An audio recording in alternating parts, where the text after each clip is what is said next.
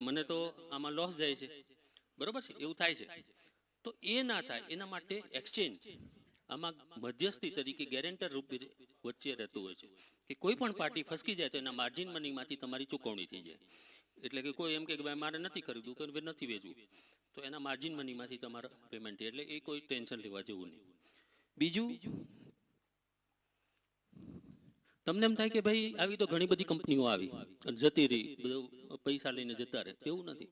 સરકારની હેઠળ સેબી કામ કરે છે, securities and exchange board of India, જે આપણે સાહેબ આવ્યા છે, તો એ આપણને સેબી વિશે સમજાવશે. આગળ આપણે એમનું પ્રવચન સાંભળવાનું છે. તો સેબીના હેઠળ દરેક સ્ટોક એક્સચેન્જો અને કોમોડિટી એક્સચેન્જો આવે છે.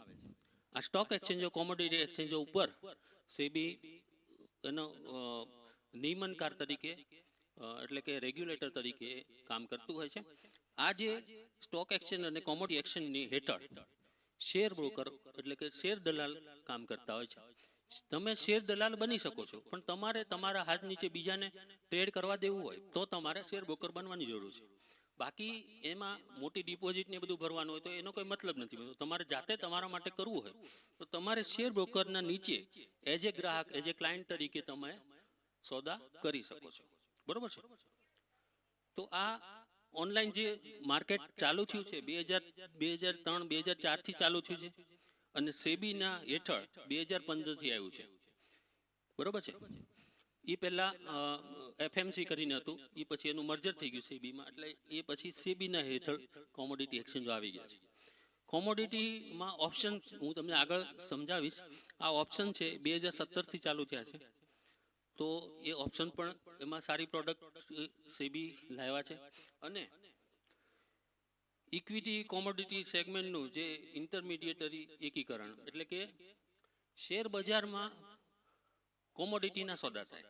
એટલે તમે બીએસસી એનએસસી ઉપર જોશો તો એમાં તમે ગોલ્ડ સિલ્વરના પણ, ગોલ્ડના પણ સોદા થાય છે, બરોબર છે. હવે આગળ જતા કોમોડિટી માર્કેટમાં શેરના સોદા થાય તો પણ કંઈ નવાય નહીં. એટલે બધા શેર બજાર અને કોમોડિટી બજાર બધા એક થઈ ગયા. એટલે કે બધાને એક સ્ટોક એક્સચેન્જને હેઠળ લાવી દેવામાં આવ્યા છે. બીજું, યુનિવર્સલ એક્સચેન્જ, એટલે કે એક એક્સચેન્જ ઉપર ઘણી બધી પ્રોડક્ટો એનું સોદા થતા હોય છે, બરોબર છે. તો પહેલા એવું હતું કે ભાઈ એક પ્રોડક્ટ માટે એક જ એક્સચેન્જ હોય, પછી બીજા પ્રોડક્ટ માટે.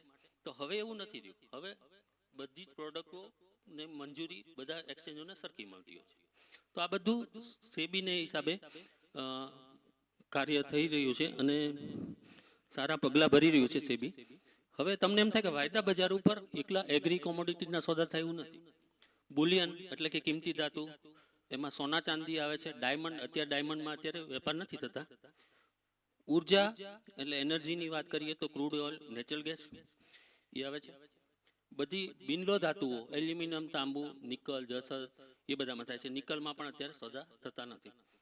બાકી આ બધા જે કોમોડિટી છે એમાં રૂ, કપાસ, કાચું શણ છે, એરંડા, સીપીઓ, સોયાબીન, સોયા તેલ, આરબીડી, પામોલિન, આ બધામાં સોદા થાય છે.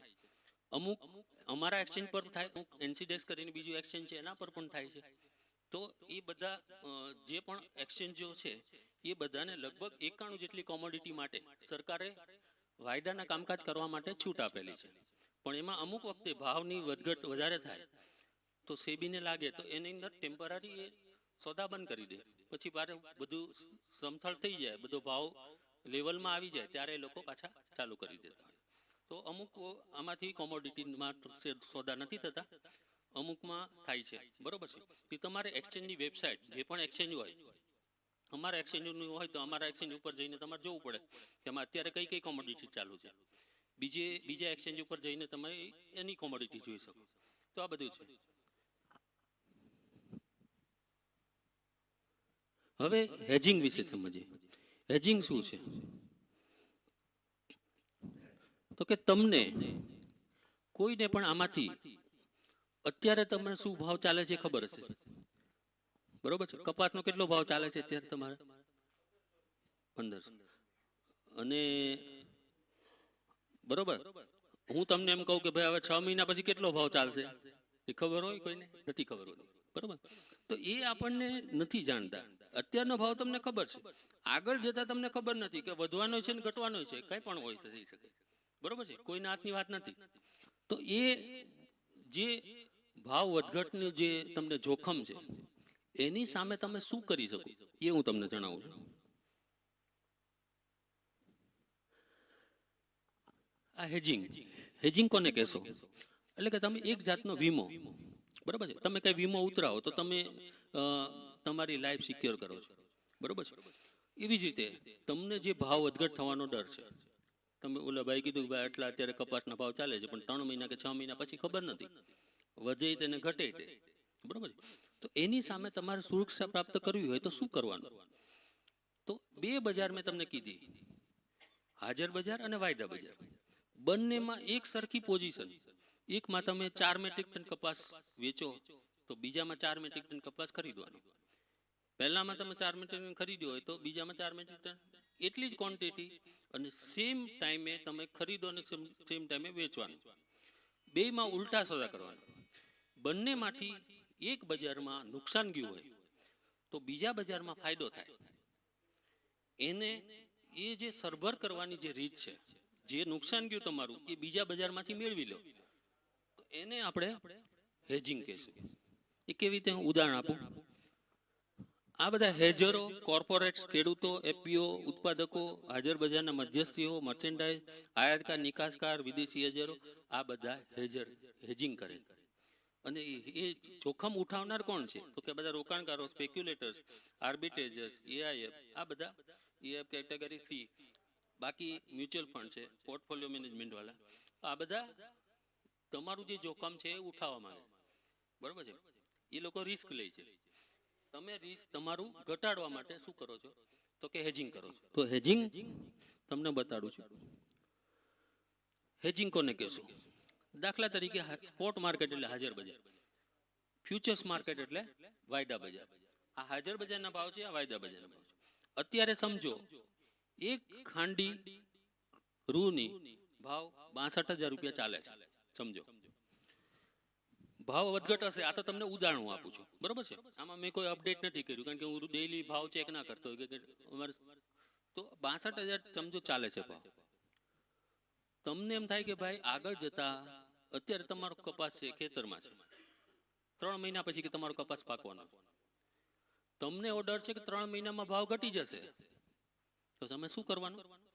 અત્યારે ભલે 62,000 જીનને ત્યાં ચાલે છે, વાયદા બજાર ઉપર કેટલા ચાલે? તો કે 63,000 ચાલે. વાયદા બજાર ઉપર થોડો ભાવ ઉપર પણ હોઈ શકે કારણ કે અગાઉની તારીખનો વાયદો છે.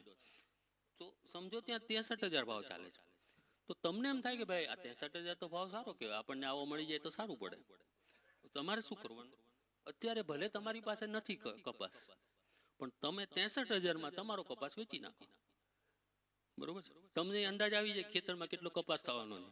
એ કપાસ તમે જો વેચો 63,000 ના ભાવે તમે વેચી દો, 3 મહિના પછી ખરેખર તમારો કપાસ જ્યારે પાકે છે અને તમે જીનરને ત્યાં જાઓ છો એટલે એમ કે તમારો ભાવ ઘટીને 61,000 થઈ ગયો, એટલે અહીંયા તમને જીનરને ત્યાં નુકસાન ગયું, બરોબર છે.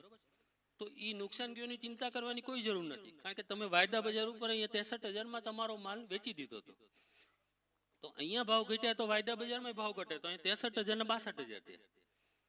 તો 62,000માં તમે સોદો કટ કરી નાખો, બરોબર. તો તમને અહીંયા 1,000 રૂપિયા મળશે. અહીંયા 1,000નું નુકસાન ગયું, એની ભરપાઈ તમે અહીંયા 1,000 થી કરો છો. આને આપણે હેજિંગ કહીશું.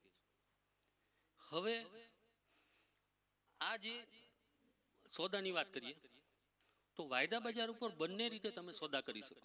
એક તો તમે નીચામાં બાય કરો એટલે ખરીદો અને ઊંચામાં વેચો તો પણ તમને ફાયદો થાય. અને તમારી પાસે નથી અત્યારે અને તમે ઊંચામાં વેચી દીધો અને નીચામાં તમારો સોદો કટ કરી નાખો, સરભર કરી નાખો, તો પણ તમને ફાયદો થાય, બરોબર છે. નીચામાં ખરીદી અને ઊંચામાં વેચવાનું, અથવા તો ઊંચામાં પહેલા વેચી નાખો અને પછી નીચામાં ખરીદો, એવી રીતે. વાયદા બજાર ઉપર આપણે કપાસની વાત કરીએ. કપાસ અને રૂ બંનેના સોદા થાય છે. કપાસમાં તમને એમ થાય કે ભાઈ આપણે સોદો કરવો છે, બરોબર. ભાવ વધી ગયા તો તમને ફાયદો થઈ ગયો કે ભાઈ ભાવ વધ્યા. ઘટી ગયા તો તમે વાયદા બજાર ઉપર સોદો કર્યો તો તમને મળી જાય.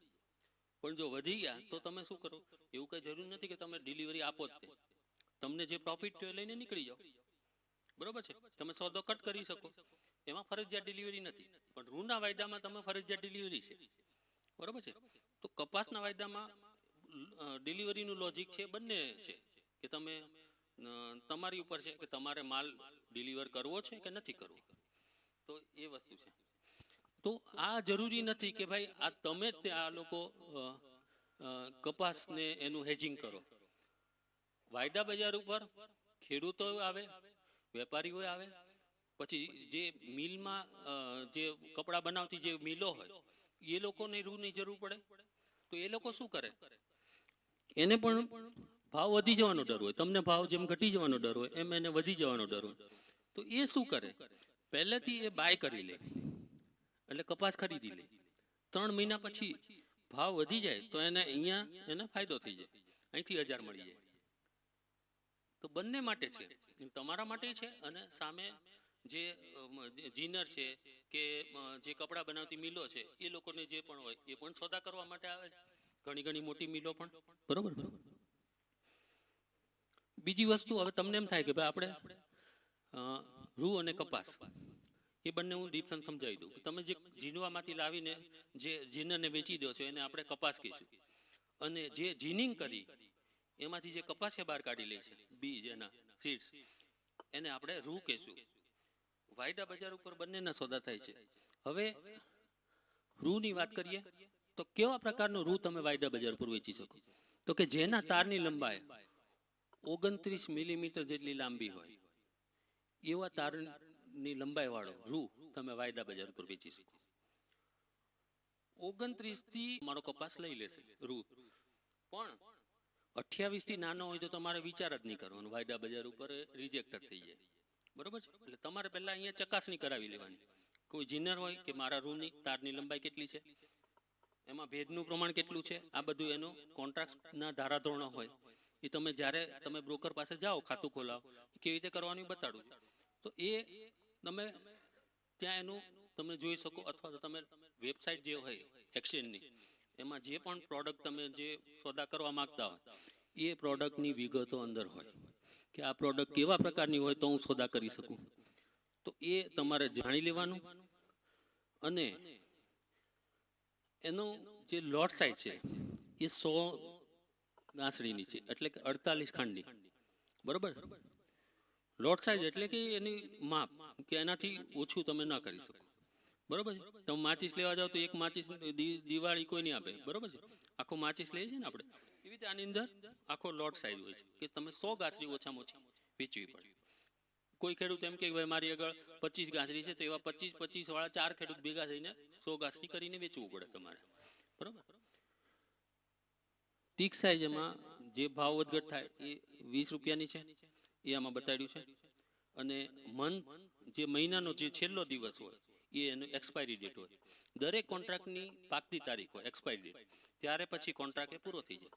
એટલે કાં તમારે એમાં ડિલિવરી આપવી હોય એનો કંઈક સ્ટેગર પીરિયડ હોય 5 દિવસનો, એ ટાઈમમાં તમારે કહી દેવું પડે કે મારે ડિલિવરી આપવી છે કે નથી આપવી.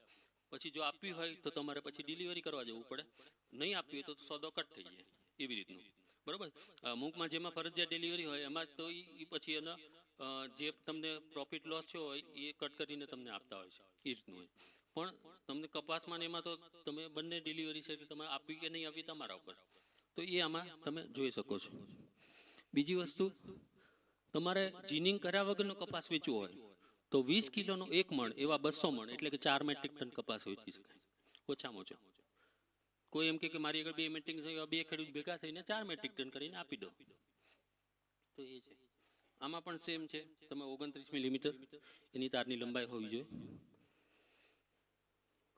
આ કપાસની સિઝન છે, દરેક જગ્યાએ પંજાબ, હરિયાણા, રાજસ્થાનમાં એપ્રિલ મે માં કપાસ વાવતા હોય છે અને પછી સપ્ટેમ્બર ઓક્ટોબરમાં એની લણણી કરતા હોય છે.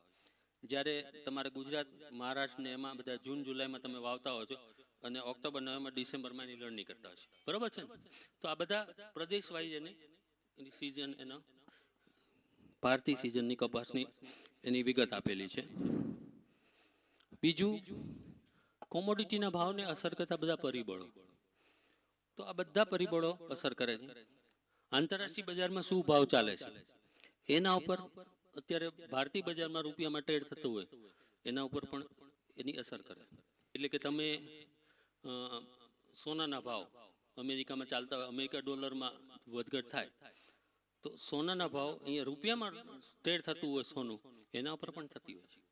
કોટનના ભાવ વિદેશ બજારમાં વધઘટ થાય તો એની અસર પણ ભારતીય બજારમાં થાય. બરોબર છે. તો આ બધી વસ્તુ તમારે ધ્યાનમાં રાખવી પડે. જ્યારે પણ તમે સોદા કરો ત્યારે આ બધા પરિબળો ધ્યાનમાં રાખવા પડે. ફોરેક્સના દર એટલે કે તમે જે વિનિમયના દર જે કહેતા હોય છો એમાં પણ વધઘટ થાય એની અસર પણ થતી હોય છે. જીઓ પોલિટિકલ પરિકરો, વેપાર નીતિ એટલે કે જે પોલિસી સરકાર બનાવે એમાં સમજો ટેકાના ભાવ છે વધઘટ કરે એની અસર પણ વાયદા બજારના ભાવ ઉપર થાય. બરોબર છે. આવે ત્યાં સોનાની માંગ વધી ભાવ વધી જાય.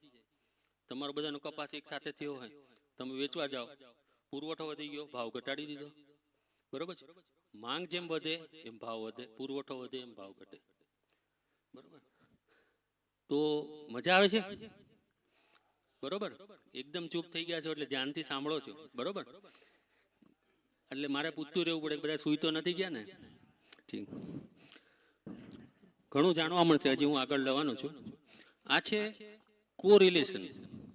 તમારી જેવી સાંભળવાળી પબ્લિક હોય તો અમને પણ મજા આવે, થોડું વધારે બે શબ્દો બોલી નાખીએ. બરોબર છે. નહીં તો એમ થાય કે ભાઈ આ લોકોને તો સમજાતું જ નથી. સમજવા માટે તમે બેઠા છો એટલે અમને મજા આવે છે સમજ. MCX અને જે IC જે કોટન ફ્યુચર્સ છે એના વાયદાની આમાં કોરિલેશન એનું જે સહસંબંધ છે એ આમાં દર્શાવ્યો છે. એટલે કે એની સાથે જ ભાવ એના ચાલતા હોય છે. બીજું, હાજર બજાર અને વાયદા બજારના ભાવ એક સાથે ચાલતા હોય એ તમને આમાં દર્શાવ્યું છે. બરોબર છે. જ્યારે વાયદાનો કોન્ટ્રાક્ટ પૂરો થાય ત્યારે હાજર બજારના ભાવ અને વાયદા બજારના ભાવ એકરૂપ થઈ જાય, એટલે બંનેના ભાવ એક સમાન થઈ જાય. બરોબર છે. એટલે એ તમે આમાં જોશો કે બધા સાથે ચાલે. એવું નથી કે ભાઈ હાજર બજારમાં વધારે હોય ને અહીંયા ઓછો હોય ને અહીંયા ઓછો હોય ને વધારે હોય. તો એ તમારે આમાં દેખાડ્યું છે. આ એનું કોન્ટ્રાક્ટની વિગતો છે. એનું ભારતીય બજાર કદ તમે જોવા જાવ તો 1,21,328 કરોડનું એનું બજાર કદ છે. એ બધું બતાડ્યું છે આમાં.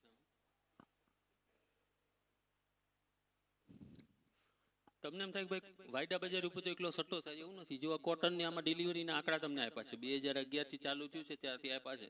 અહીંયા 2 લાખ, 3 લાખ, 2.5 લાખ અત્યારે.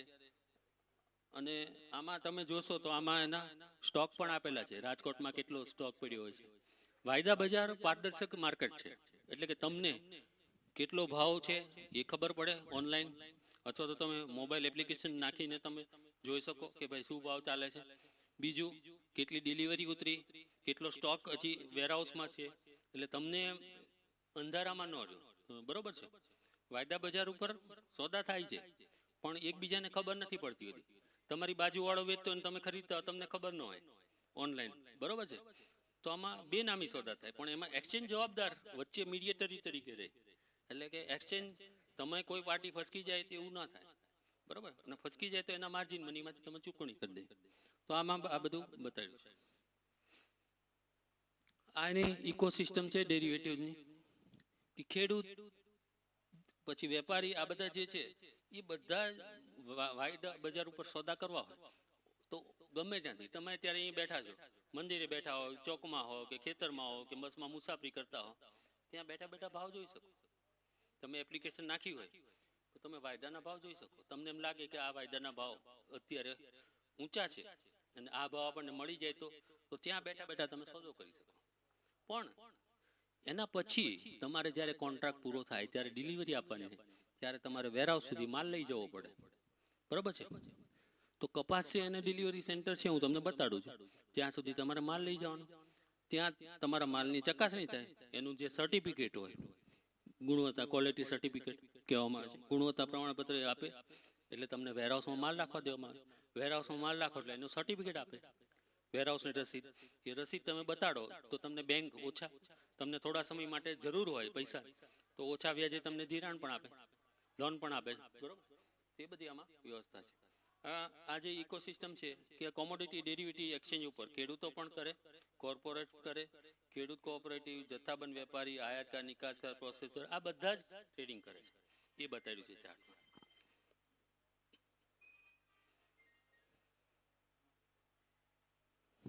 આ તમને ડિલિવરી મેં તમને કીધી, ડિલિવરી સેન્ટર મેઇન રાજકોટ છે, એટલે તમારે એ નજીક રાજકોટ પડે.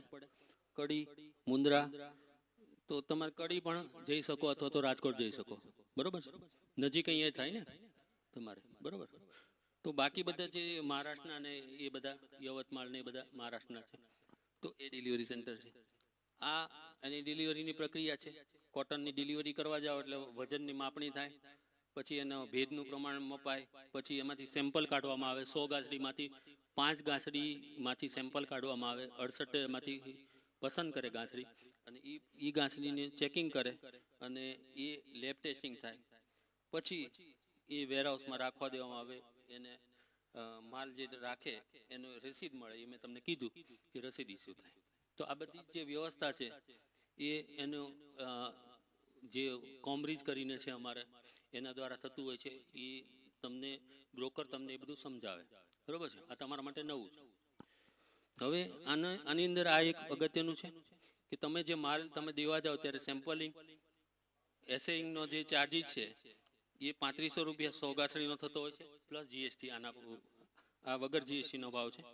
બીજો અનલોડિંગનો અને લોડિંગનો ભાવ, સ્ટેકિંગનો ભાવ, એ પણ તમને 4000 રૂપિયા 40 એક ગાંસડીના, એટલે 100 ગાંસડીના 4000 થાય છે.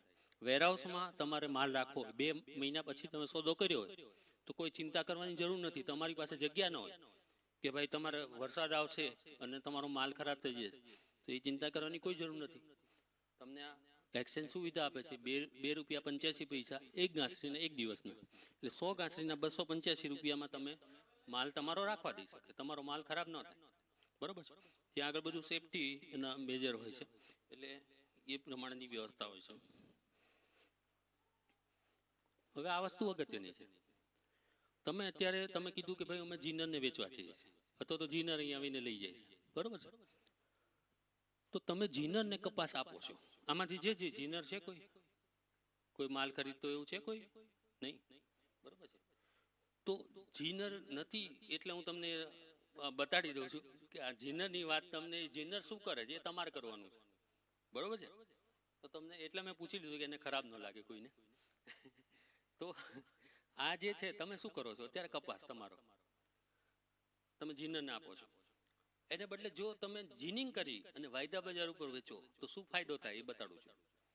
એક ગાંસડી કપાસની, એટલે કપાસનું 500 કિલો કપાસ હોય તમારી, તો એક ગાંસડી રૂની 170 કિલોની એક ગાંસડી એનું જીનિંગ કરી અને જે કપાસિયા બહાર કાઢી લો તમે, તો 170 કિલોનું એક રૂની ગાંસડી તૈયાર થઈ જાય કોટનની, બરોબર. આપણે 100 નો લોટ છે, મેં તમને કીધું લોટ સાઈઝ આપણી 100 ની છે કોટનની. તો આપણે 100 ની ગણતરી હું તમને બતાડું કે 100 ગાંસડી તમે વાયદા બજાર પર વેચો અને એટલો જ કપાસ તમે જીનરને આપો, એ બેમાં ફરક શું છે? 50,000 કિલો કપાસ તમારી પાસે છે, સમજો ગામનો બધો ભેગો કરીને 50,000 કિલો થઈ ગયો, તો એને તમે જીનિંગ કરાવો તો 100 ગાંસડી રૂની તૈયાર થઈ જાય. એ જીનિંગ કરાવવાનો ખર્ચો કેટલો છે? 1000 રૂપિયા, બરોબર છે. તમે તમારી પાસે જીનર આવ્યો અને તમને એમ કે કપાસનો 7,800 રૂપિયા ભાવ ચાલે છે, 100 કિલોનો, 100 કિલોનો ભાવ 7,800 રૂપિયા ચાલે છે. ભાવ ઉપર નહીં જતા, તમને દાખલો આપું છું, સમજો એમ કીધું, તો તમે કીધું સારું ભાઈ લઈ જા, તમે આપી દીધો, અને 50,000 કિલો કપાસ તમારી પાસે હતો, 7,800 રૂપિયા 100 કિલોના ભાવે તમે કપાસ આપી દીધો, એટલે તમને કેટલા આપ્યા એને? 39 લાખ રૂપિયા આપી દીધા. ઓહો, તમને તો ભાઈ 39 લાખ રૂપિયા મળી ગયા, ખુશ થઈ ગયા, ઘરે ગયા તો ભાઈ આપણે તો આ પાર્ટી કરી આજે તો, બરોબર, ખુશ થઈ ગયા. તો સાચી વાત છે, તમને ભાવ સારો મળી ગયો, પણ હજી વધારે મળે તો તમને આનંદ થાય, ખુશી થાય કે નહીં? તો એ શું કરે છે તમારે કરવાનું. આ 50,000 કિલો કપાસ તમારી પાસેથી લઈ તમને 39 લાખ રૂપિયા આપી દે, પછી એનું જીનિંગ કરે. જીનિંગ કરવાનો ખર્ચો 1000 રૂપિયા એક ગાંસડીના, 500 કિલોમાંથી એક ગાંસડી રૂની તૈયાર કરવાનો ખર્ચો કેટલો? 1000 રૂપિયા. 100 ગાંસડીના કેટલા થાય? 1 લાખ રૂપિયા. 39 લાખ રૂપિયા તમને આપી દીધા, 1 લાખ રૂપિયા એને ખીચાના નાખીને જીનિંગ કરી નાખ્યું. ટોટલ ખર્ચો એને કેટલો થયો? 40 લાખ રૂપિયા. 40 લાખ રૂપિયામાં એને તમારી પાસેથી 50,000 કિલો કપાસ લઈ લીધો અને એની 100 ગાંસડી રૂની તૈયાર કરી લીધી, બિયા કાઢીને, કપાસિયા કાઢીને, બરોબર. હવે એ 100 ગાંસડી વાયદા બજાર ઉપર વેચવા જાય છે. સમજો વાયદા બજાર ઉપર 63,000 રૂપિયા ભાવ ચાલે છે, સમજો, બરોબર છે. તો 63,000 રૂપિયા જે ભાવે 100 ગાંસડી વેચે, 48 કાંડી એટલે 100 ગાંસડીની વાત કરો તમે, તો 30,24,000 રૂપિયા તેને આમ નામ થઈ ગયા, રૂની ગાંસડી 100 ગાંસડી વેચવાના. બીજું એને જે કપાસિયા બહાર કાઢ્યા હતા એ સમજો 35 રૂપિયા પણ કિલો ભાવ એનો ચાલતો હોય, તો એને કપાસિયાના 50,000 કિલોમાંથી લગભગ 0.64% ગણતરી કરો તમે, તો 11,20,000 જેવા તો એને કપાસિયાને બીજા મળે. એટલે 30,24,000 રૂપિયા એને રૂની ગાંસડી વેચવાના થયા, કપાસિયાના 11,20,000 થયા. ટોટલ એને કેટલા મળ્યા? 41,44,000. તમને કેટલા મળ્યા? 39,000. તમે ખુશ થઈ ગયા, એ એટલું બેઠા બેઠા એને એટલું લઈ લીધું. મહેનત તમે કરો છો, 1 લાખ થી 1.5 લાખ રૂપિયા એટલે 1,44,000 રૂપિયા એ કમાય છે બેઠા બેઠા, તો એ તમે કમાઈ શકો, બરોબર છે. લેકિન તમને ખબર નથી કે ભાઈ વાયદા બજાર ઉપર આવી રીતે સોદા થાય છે શું. બીજી વસ્તુ, તમારી પાસે એટલો બધો માલ પણ ના હોય, સમજો 100 ગાંસડી જેટલો, તો તમે શું કરો? કપાસ 50,000 કિલો કપાસ ના હોય, તમારે જે 10,000 કિલો જ હોય, તો તમે શું કરો પછી? તો તમારે શું કરવું પડે? તમારે આ જે માનસરોવર આપણું એફપીઓ છે એ એવા એફપીઓમાં જોઈન્ટ થઈ જવું પડે. એફપીઓ કોને કહેશું? તો કે જે ખેડૂતો દ્વારા બનાવેલી, ખેડૂતો માટે ઉપયોગમાં લેવાતી અને ખેડૂતો એનું સંચાલન કરે અને જે પણ એનું પ્રોફિટ થાય એ બધાને સરખે ભાગે વેચતા હોય, એ એનું ધ્યેય હોય છે. અને સરકાર એફપીઓને પ્રોત્સાહન આપવા માટે ઘણી બધી સુવિધા આપે છે, બરોબર છે. કે તમને જે પણ તમે કંપની બનાવો તો એનો કંપની બનાવવાનો જે ખર્ચો છે એ પણ આપતું હોય છે, પછી ઓફિસનું ભાડું છે એ પણ આપતું હોય છે. તો અમુક આવા બધા ઘણા બધા ફાયદા છે. તો એ બધા ફાયદા માટે તમારે કોઈ સીએ પાસે જઈને તમારે પૂછવું પડે કે ભાઈ અમે કંપની બનાવી તો અમને આ શું શું ફાયદા છે, બરોબર છે. તો એ હું તમને નહીં સમજાવી શકું. તો એ એફપીઓમાં જોઈન્ટ થઈ ગયા હોય તો તમારે આ બધું કંઈ કરવાની જરૂર નથી. તમે સમજો તમારી પાસે ઓછો માલ છે, 100 ગાંસડી રૂની નથી, 25 ગાંસડી, તો એ તમારા 4 ખેડૂત ભેગા થઈને 100 ગાંસડી કરીને આપી દે. તમારે કોઈ ઝંઝટમારી કરવાની જરૂર નથી. જો તમારે જાતે કરવું હોય તો શું કરવાનું એ બતાડું છું.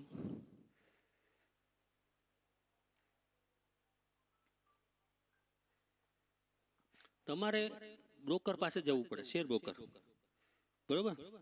શેર દલાલ તમે જેને કહેતા હોય, શેરનું કામકાજ કરતા હોય એવા બ્રોકર પાસે તમારે જવાનું. એને ત્યાં તમારે આધાર, પેન કાર્ડ અને બેંકની વિગત આપીને એનું જે ફોર્મ હોય એમાં બધા સાઇન કરાવે અને તમારું ખાતું ફ્રીમાં ખોલી દે. પછી જે તમે ટ્રાન્ઝેક્શન કરો, તમને લે વેચ કરો, એના પર એનો બ્રોકરેજ ચાર્જ લાગતો હોય. એટલે તમારે અહીં લાઠી નજીક પડતું હોય તો તમે લાઠી તમે જઈ અને ત્યાં એક વખત જવાનું, આવી રીતે ખાતું ખોલી નાખવાનું. પછી તમારા મોબાઈલમાં એપ્લિકેશન નાખી દે, તમે એ બેઠા બેઠા તમે મોબાઈલમાં ભાવ જુઓ, વધારે છે તો એ મોબાઈલમાંથી જ તમે સોદા કરી શકો. તમને મોબાઈલમાં ન આવડતું હોય તમે બ્રોકરને કોલ કરીને સોદા કરી શકો.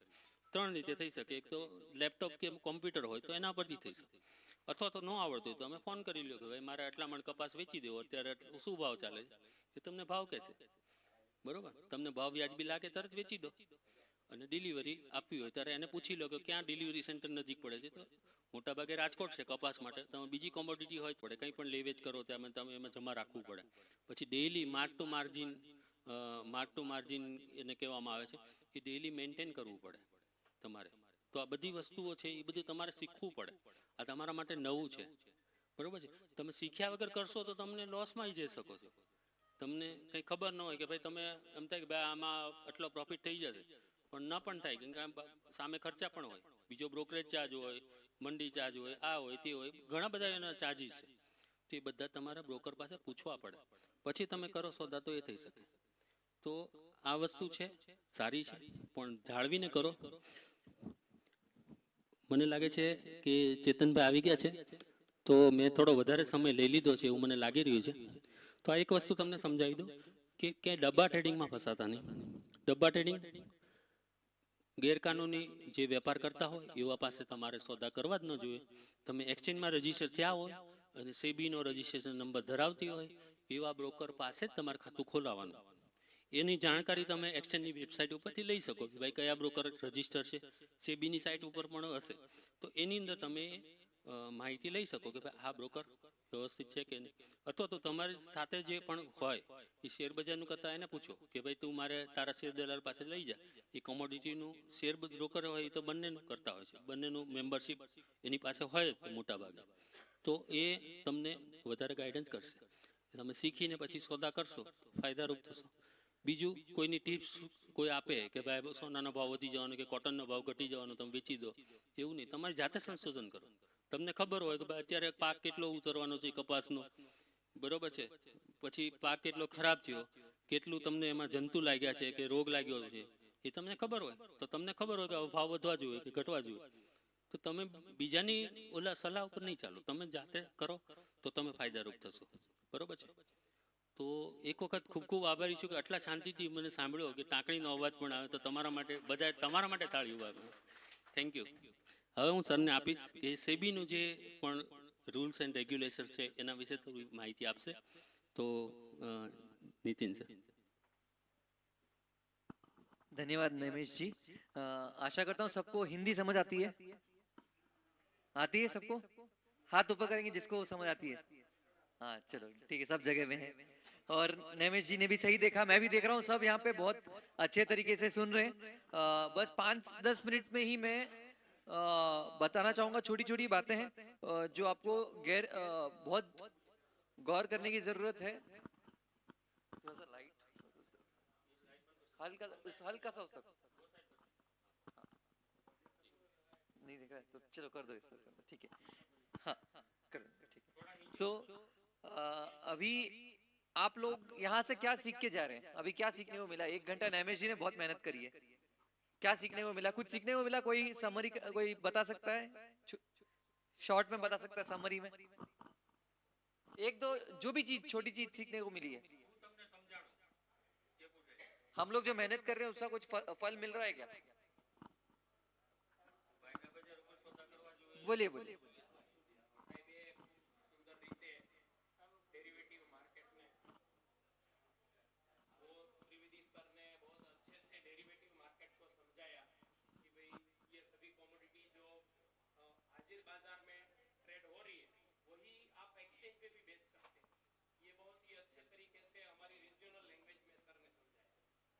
बिल्कुल, थैंक यू.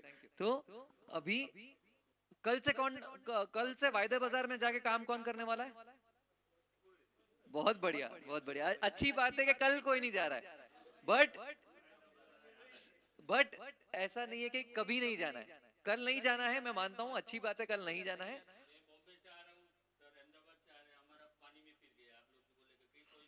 नहीं नहीं नहीं, कल कोई नहीं कर रहा, अच्छी बात है, कल कोई नहीं कर रहा, क्योंकि जानना है, समझना है, फिर करना है. कल नहीं करना है. मैं यही चाहता था कि आप ना बोलो, है ना. तो अभी आपको ये चीजें हमने आपको समझाई है. अब आप लोगों को अपना कर सकते हो. भाव आपको देखना है, बराबर है. भाव से आपको पता चलेगा क्या भाव चल रहा है अभी, तो उससे आपको आइडिया लगेगा मार्केट में भाव का उतार चढ़ाव क्या चल रहा है. तो आप अपने जब माल अपना बेचने के लिए जिन्नर जब यहाँ पे आ रहा है माल लेने को, तो अब आप अपना उस हिसाब से भाव सेट कर सकते हैं, बराबर है. तो ये चीजें बहुत ध्यान रखने की चीज है. इसके अलावा हम कल भी एक प्रोग्राम करने वाले हैं जिसमें आज तो फ्री था प्रोग्राम. कल इस प्रोग्राम में जो भी आएंगे सबसे 1000 रुपए लिए जाएंगे. और उस प्रोग्राम में क्या होगा? उस प्रोग्राम में आपको सिखाएंगे दिन में 2000 रुपए कैसे कमाया जाता है. वो प्रोग्राम मैं चलाऊंगा, 1 घंटे का रहेगा प्रोग्राम. 1000 रुपया, बट आप उससे रोज 2000 रुपया कमा पाएंगे. कौन कौन आ रहे हैं? 1000 रुपए देना है बस. कौन कौन आ रहे हैं? हाथ ऊपर. कौन कौन आ रहा है? हाथ ऊपर. कल करना है कि नहीं करना है प्रोग्राम? ना ना ना, वो ना चले. है ना. तो ये हाँ. हाँ, तो ये है जो अपने को बहकावे में नहीं जाना है. मैं कोई प्रोग्राम नहीं कर रहा हूँ, ऐसा प्रोग्राम करूंगा तो मेरे को दिक्कत हो जाएगी. मैं कोई प्रोग्राम नहीं कर रहा हूँ. मेरा ये उद्देश्य यही था कि भाई समझाऊं, अगर कोई ऐसा बोल रहा है, मैं तो इतने ऐसे तरीके से बोला हूं कि भाई हाँ समझ में आ जाए कि ये मजाक ही कर रहे हैं। बट होता यह है कि भाई जब लोग ऐसा कुछ बताते हैं तो अपने को पहला मूल सवाल यही करना है कि यार 1,000 रुपया लेके मेरे को सिखाने आ रहा है तो खुद जाके क्यों ना कमा ले, है ना। ये छोटा सा सवाल अपने आप को पूछना है, तो अपने आप को आप बचा पाएंगे कि भाई ऐसे लोग जो फ्रॉड करने आते हैं उनके आप चुंगल में नहीं फंसोगे। और ऐसे में होता ये भी है कि भाई आया सिखाया कोई कमा भी रहा है, बट वो सिर्फ 2 दिन 4 दिन 10 दिन कमाएगा, या फिर शुरू के लोग कमाएंगे ताकि आपका ट्रस्ट जीतते हैं। फिर उसके बाद में आप बोलोगे अरे मैं जा रहा हूं और मैं कमा रहा हूं, तुम भी आ जाओ। ऐसे जब लोग बढ़ जाते हैं तो फिर मैं फ्रॉड करके निकल जाऊंगा। तो ये चीजें थोड़ा ध्यान रखने की चीज है। इसके अलावा जो प्रेजेंटेशन के टाइम पे भी बहुत बार बताया गया कि भाई रजिस्टर्ड लोगों के साथ में आपको डील करना है। तो अब यहाँ पे जब आप जिनर को अपना माल देते हो तो हाजिर में पैसा लेते हो, हाथों हाथ पैसा लेते हो, बराबर है। जब मार्केट पे ट्रेड करते हो तो मार्केट पे पता नहीं आप किससे ट्रेड कर रहे हो। जैसे नमेश भाई ने बोला आप हो सकता है आपके बगल वालों के साथ ट्रेड कर रहे हो या किसी और के साथ, कोई और शहर में बैठा है उससे आप ट्रेड कर रहे हो, बराबर है। तो आपको पैसा आपको मिलेगा नहीं मिलेगा, आपको इसकी चिंता है कि नहीं है? होगी चिंता? आपको चिंता करने की जरूरत नहीं है, क्योंकि हमने क्या कर रखा है, सिस्टम ऐसा बना रखा है कि अगर कोई बंदे ने वायदे बाजार पे ये बोल रखा है कि भाई मैं माल बेच रहा हूं, बराबर है, तो उसको माल बेचना ही पड़ेगा। अगर उसको नहीं बेचना है तो उसको अपना कॉन्ट्रैक्ट कैंसिल करने के लिए पैसे देने पड़ेंगे। सबसे जो ट्रांजैक्शन करते हैं, जो भी इसमें जो भी डील करते हैं, तो उन लोगों को पैसा मार्जिन मनी पैसा जमा करना पड़ता है। तो इसीलिए आपके साथ में ऐसा कभी नहीं हो सकता है कि मार्केट पे आपने ट्रेड करा और आपको उसका सौदे का पैसा नहीं मिला। उसके लिए सेबी के रूल्स है, क्लियरिंग कॉर्पोरेशन है। क्लियरिंग कॉर्पोरेशन ये इंश्योर करते जाके डब्बा ट्रेडिंग कर रहे हो, अगर वो बंदा बिना कोई कागजी कार्रवाई के बिना कोई प्रूफ के साथ में अगर वो ये सौदा करता है, तो आपके पास भी कोई प्रूफ नहीं आपने कितने में सौदा किया, आपको पैसा आना है देना है क्या करना है, तो ये चीजें बहुत जरूरी हो जाती है। तो ये चीजें बहुत जरूरी हो जाती है अपने को ध्यान रखने को जब हम मार्केट में ट्रेड कर रहे हैं। अब आपने ये सब चीजें ध्यान में रखते हुए भी काम किया और फिर भी उसके बाद में आपके साथ में आपको समझो ब्रोकर पैसा नहीं दे रहा, आपको पैसा आना है, ब्रोकर आपको पैसा नहीं दे रहा, या ब्रोकर आपने जो वायदे किए हैं, जिस दिन आप वायदा करते हो उस दिन आपको ब्रोकर से नहीं, ब्रोकर से तो आएगा ही आएगा, कॉन्ट्रैक्ट नोट आता है, बराबर है। आज आपने ये वायदा किया है, ऐसा ब्रोकर भेजता है। ब्रोकर के अलावा एक्सचेंज भी आपको भेजेगा हर दिन, बराबर है, तो उसका रिकॉर्ड बनता है। अब ये सब चीजें होने के बावजूद अगर कोई ब्रोकर अपना काम ठीक से नहीं कर रहा है या आपको कोई शिकायत है, तो जैसे आप क्रिकेट का स्कोर ढूंढते हो, क्रिकेट स्कोर ढूंढने के लिए आप गूगल पे क्या लिखते हो? स्कोर। स्कोर लिखते हैं, स्कोर का स्पेलिंग क्या है? SCORES, स्कोर, बराबर बराबर, स्कोर SCORE। तो इसमें एक S लगा दो साथ में, ये है स्कोर्स। स्कोर्स है सेबी का ही एक वेबसाइट है, सेबी का रजिस्टर्ड जो बीच में इंटरमीडियरी होते हैं, वो अगर अपना काम ठीक से नहीं कर रहे हैं या उनके सामने आपकी कोई शिकायत है, तो उसको आप ऑनलाइन दर्ज करवा सकते हो और आपका जो भी समाधान है वो भी आप कॉल करके अपनी जो भी आप गुजराती में भी वहां पे बात कर सकते हो। मैं अभी तक गुजराती पूरी तरीके से सीखा नहीं हूँ, समझ में आती है, बट वहां पे आप जब कॉल करेंगे तो आपको गुजराती में भी बात करने का ऑप्शन मिलता है और वहां पे भी आप अपना कंप्लेंट्स वगैरह। साइबर फ्रॉड्स, किसी का कोई नुकसान हुआ है, मोबाइल फोन में कोई फ्रॉड हो गया, मोबाइल फोन आप चला रहे थे और पैसे चले गए, ऐसा कुछ हुआ किसी के साथ में?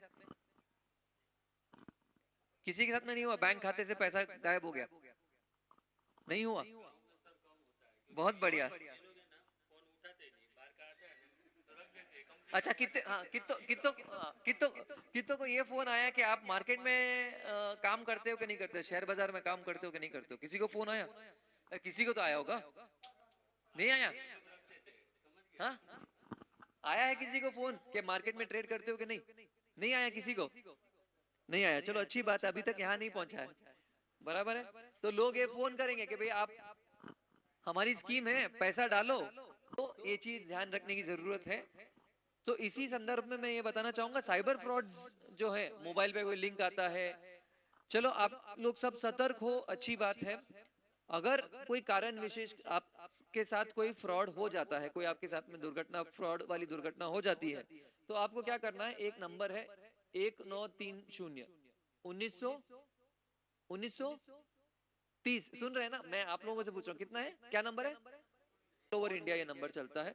कहीं पे भी कोई भी फ्रॉड हो जाए, हाथों हाथ कॉल करके आपको बताना है वहां पे, और आपके ट्रांजैक्शन डिटेल, कौन से बैंक अकाउंट से पैसे कटे, कौन से यूपीआई आईडी पे पैसे गए हैं, क्या किस तरीके से आपके साथ फ्रॉड हुआ है, वो आपको वहां पे बताना है।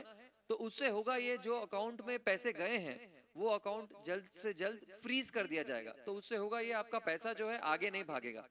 वहीं पे एक बार अटक गया पैसा ना, तो फिर उसके बाद में पुलिस अपनी कार्रवाई करके आपका पैसा वापस लौटा पाएगी। वो पैसा आपका जो फ्रॉड से चले गया वो नहीं मिल पाएगा।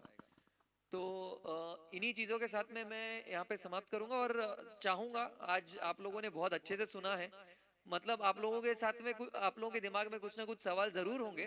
तो मैं आशा करता हूँ आप लोग खुल के अपने सवाल जो भी रहेंगे हमसे पूछेगा, और हम लोग बहुत खुश होंगे अगर कुछ सवाल आएंगे और हम उनका समाधान आपको अभी दे पाएंगे तो।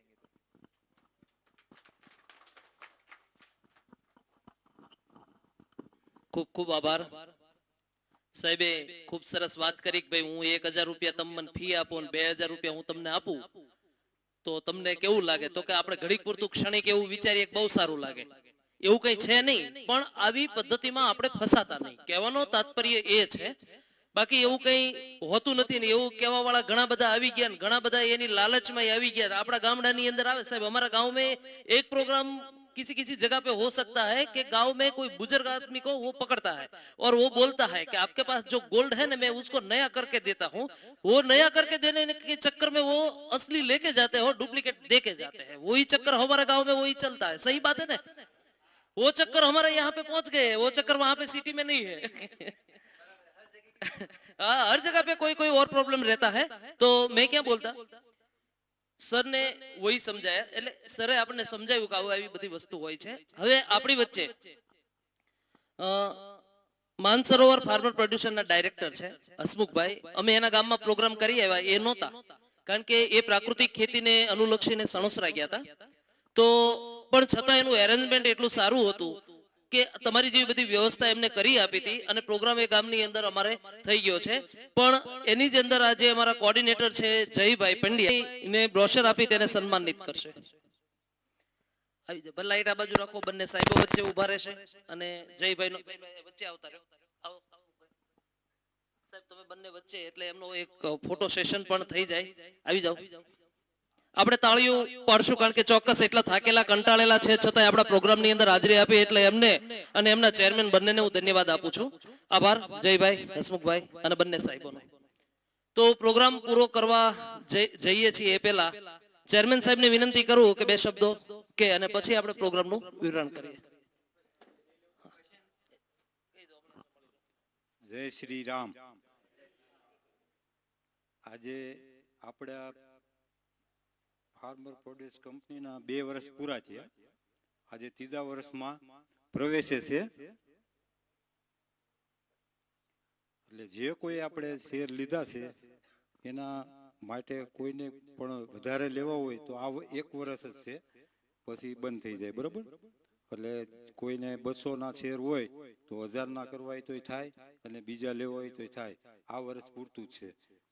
એટલે અને આજે કઈ આ પ્રોગ્રામમાં જે કોઈ હાજરી આપી એ બદલને હું ખૂબ ખૂબ આભાર માનું છું। આભાર સાહેબ। હવે આપની વચ્ચે સાહેબ એક સાહેબને પ્રશ્ન છે, એ આપને રજૂ કરે છે। 1 મિનિટ।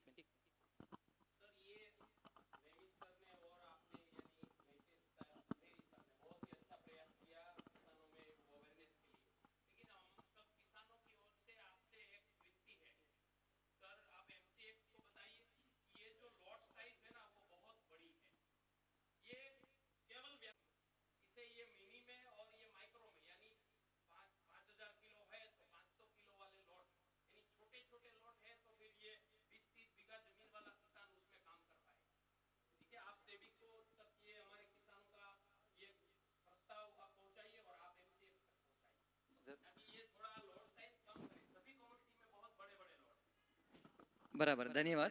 तो नैमेश जी भी इसमें बताएंगे, बट आपको बोलना चाहूंगा जैसे गोल्ड और बाकी प्रेशियस मेटल में मिनी कॉन्ट्रैक्ट्स लॉन्च हुए हैं, सिल्वर में भी बराबर है। और सुबह भी हमको ये फीडबैक मिला है, तो हम इस पे काम करेंगे, बट एक तरीके का बैलेंस बनाना पड़ता है। बहुत छोटा भी नहीं कर सकते कॉन्ट्रैक्ट, बहुत बड़ा भी नहीं करना है। बड़ा करने का नुकसान है, छोटा करने का भी नुकसान है, और छोटे करने के फायदे भी है। बट अभी अगर आप ये देखें एफपीओ का क्या रोल है, तो एफपीओ का यही रोल है कि जो छोटे किसान हैं सब मिलके आप वायदा बाजार में काम कर पाएंगे, बराबर है। तो ये अभी एफपीओ का ये मॉडल है, और इस पे भी हम आगे विचार विमर्श करेंगे और आगे हम फीडबैक भी देंगे जहां से कॉन्ट्रैक्ट साइज के ऊपर काम हो। और एक सेकंड, नैमिष भाई को ये जो आप बोल रहे हैं कि लॉट साइज की, वो सुबह भी एक किसान भाई फरमाइश की थी, बरोबर है।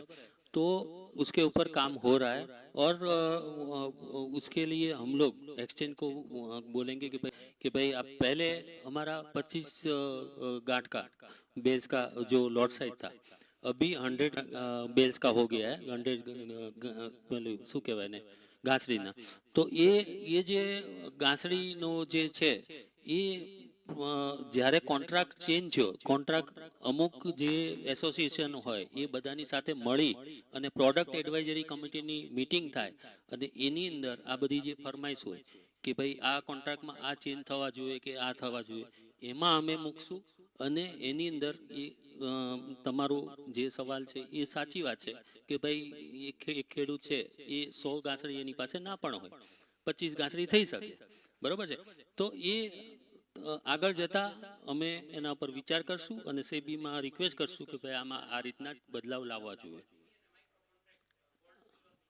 હા, ગોલ્ડ સિલ્વરમાં તો તમે 1 ગ્રામનો કોન્ટ્રાક્ટ પણ છે, ગોલ્ડ પેટલ, તમને ખ્યાલ હોય તો। हाँ, चांदी मिनी, चांदी माइक्रो, वो खराब जल्दी हो जाती है, बरोबर है। तो वैसी कमोडिटी में सेबी है वो भी सोचते हैं कि भाई ये पेरिसेबल कमोडिटी में कम, वो चांसेस कम है, लेकिन हो सकता है तो अच्छा है। तो बाकी किसी को कुछ?